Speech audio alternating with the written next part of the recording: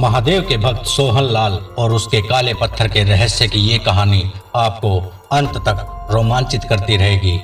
बहुत समय पहले की बात है। सोहन लाल नाम का एक तेल का व्यापारी था। महादेव का परम भक्त, सबसे प्रेम से बात करना, सबकी मदद करना और गांव वाले भी उसकी बहुत ज्यादा इज्जत किया करते थे। सोहन लाल के पास पैसों की कोई कमी नहीं थी। 3 बेटे थे, जिनमें 2 का विवाह हो चुका था और सबसे छोटा बेटा अभी भी कुंवारा था। उसका छोटा बेटा मन का बहुत भोला था। भरा पूरा सुखी परिवार था सोहन लाल का। सोहन लाल के दोनों बेटे और बहू सिर्फ सोहन लाल की दौलत से प्यार करते थे और उसका छोटा बेटा शिवा सोहन लाल को ही अपना सब कुछ मानता था। शिवा दिन रात सोहन लाल की सेवा में लगा रहता।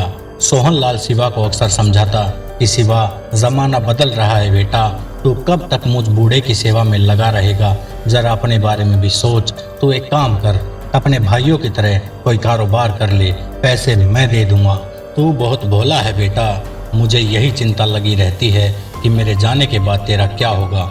शिवा कहता, पिताजी आप ऐसी बातें क्यों करते हो? मुझसे ये मरने वरने की बातें मत किया करो। मुझे नहीं करना कारोबार, मुझे बस आपकी सेवा करनी है। सभी अगर कारोबार में लग जाएंगे तो आपकी सेवा कौन करेगा? मुझे अपने भाइयों पर पूरा भरोसा है, वो मेरा ख्याल रखेंगे। पर सोहन लाल जानता था कि बाकी सब सिर्फ उसकी दौलत से प्यार करते हैं। शिवा नादान है।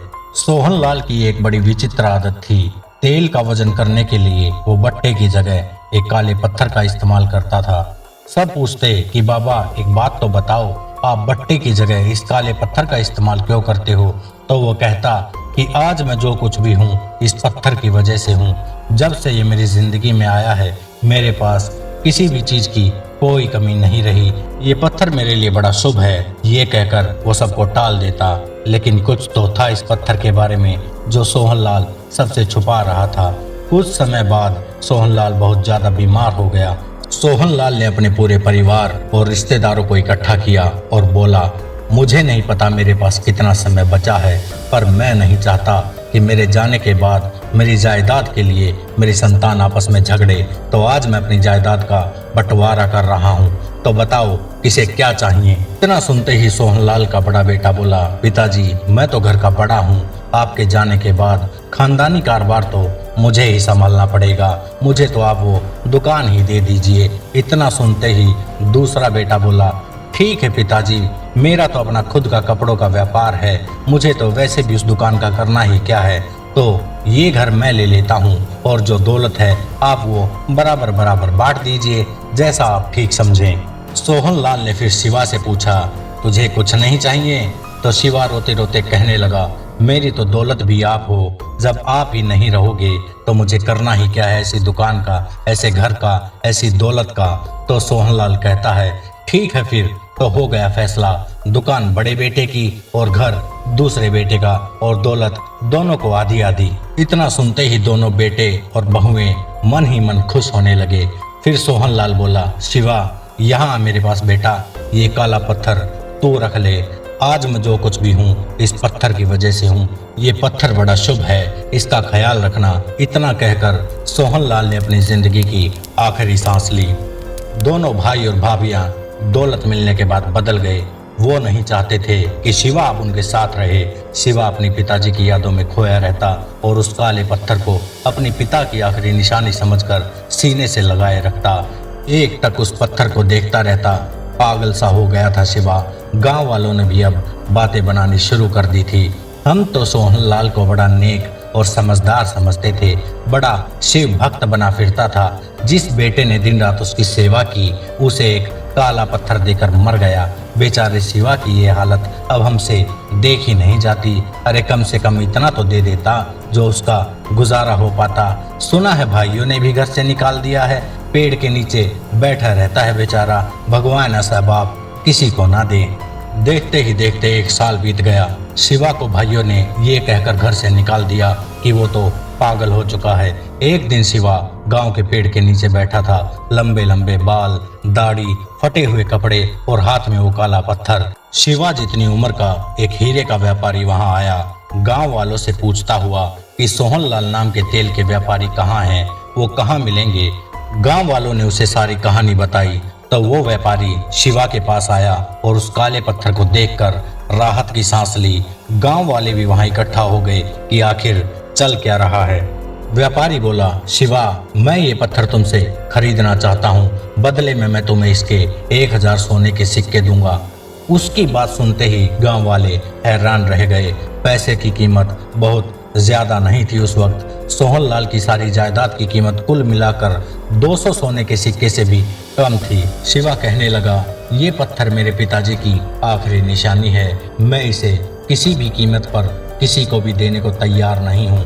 तो वो व्यापारी कहने लगा, मैं जानता हूँ शिवा, तुम्हारे पिता महादेव के परम भक्त हैं और एक भले इंसान थे, और तुम्हें देखकर ये लग भी रहा है कि उन्होंने तुम्हारा नाम शिवा ही क्यों रखा।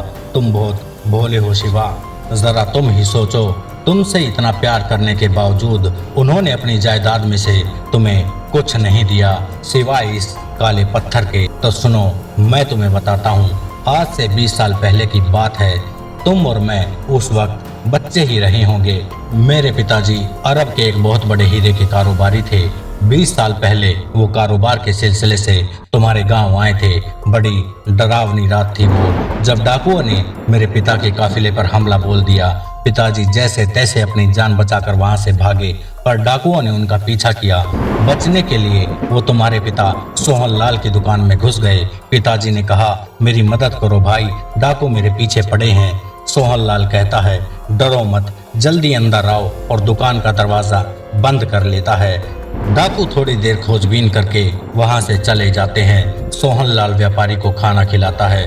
दोनों पूरी रात बैठकर बातें करते हैं। एक ही रात में दोनों गहरे मित्र बन गए थे। सुबह का सूरज निकला तो व्यापारी ने राहत की सांस ली, पर जाते वक्त व्यापारी ने अपने झोले में से एक पत्थरनुमा हीरा निकाला और सोहनलाल को देते हुए कहा, मित्र सोहनलाल, आज तुमने मेरे बच्चों को अनाथ होने से बचा लिया। मैं तुम्हारा एहसान तो नहीं चुका सकता, पर कृपा करके इस बेशकीमती हीरे को एक दोस्त की निशानी समझकर रख लो। पूरी दुनिया में ऐसे सिर्फ 2 हीरे हैं। आज से एक हीरा तुम्हारे पास रहेगा और एक हीरा मेरे पास। लाख मना करने के बाद भी व्यापारी नहीं माना और हीरा देकर वहां से चला गया। सोहनलाल ने सोचा, अगर किसी को पता चल गया कि मेरे पास इतना कीमती हीरा है तो मेरे परिवार को खतरा हो सकता है। सोहनलाल उस हीरे को बिल्कुल एक सामान्य पत्थर की तरह इस्तेमाल करता ताकि किसी को शक ना हो। सोहनलाल उस वक्त गरीब था, छोटी सी तेल की दुकान थी, तो किसी को शक भी नहीं हुआ कि इस गरीब के पास इतना कीमती हीरा आ ही कहां से सकता है।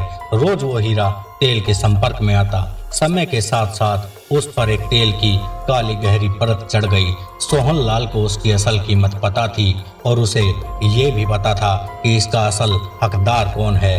व्यापारी ने काले पत्थर का सारा रहस्य गांव वालों और शिवा को समझाया। फिर गांव वालों के कहने पर शिवा ने वो काला पत्थर 1000 सोने के सिक्कों के बदले उस व्यापारी को दे दिया। शिवा ने उसमें से आधा पैसा गांव के निर्माण और गांव की भलाई में लगा दिया और अपने पिता की तरह तेल का व्यापार शुरू कर दिया। ये कहानी हमें बताती है, जो जिसका अधिकार रखता है देर सवेर उसे वो मिल ही जाता है, क्योंकि महादेव उन भक्तों पर हमेशा नजर रखते हैं जिनका मन गंगा की तरह पवित्र होता है। कहानी को अंत तक देखने के लिए सभी दर्शकों का धन्यवाद। कहानी के बारे में अपनी राय कमेंट सेक्शन में जरूर दें। हर हर महादेव।